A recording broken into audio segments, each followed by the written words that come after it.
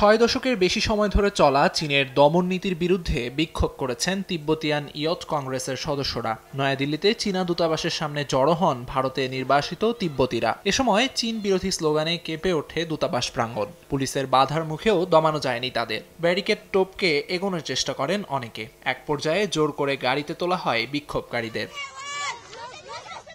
বিক্ষোভকারীদের অভিযোগ, পরিকল্পিতভাবে তিব্বতীদের ভাষা ও সংস্কৃতি ধ্বংস করছে চীন। লক্ষাধিক তিব্বতীয় শিশুকে পরিবার থেকে বিচ্ছিন্ন করে চীনা বোর্ডিং স্কুলে পাঠানো হচ্ছে বলেও দাবি তাদের। এতে সরাসরি শিশুদের সাংস্কৃতিক বিকাশ বাধাগ্রস্ত হচ্ছে বলে মত সংশ্লিষ্টদের।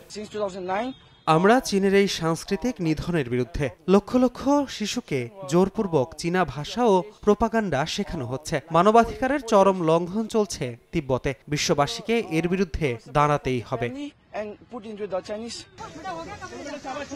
1959 সালের 10 মার্চ, আজ থেকে ঠিক 66 বছর আগে চীনের দখলদার বাহিনীর বিরুদ্ধে লড়াই শুরু করেছিল তিব্বতীরা। কিন্তু সেই আন্দোলন রক্তাক্তভাবে দমন করে বেইজিং। বাধ্য হয়ে দেশ ছাড়েন দালাই লামা। এরপর থেকে ভারতের ধর্মশালায় নির্বাসনে রয়েছেন তিনি। আমিরুল ইসলাম আলিফ, সময় সংবাদ।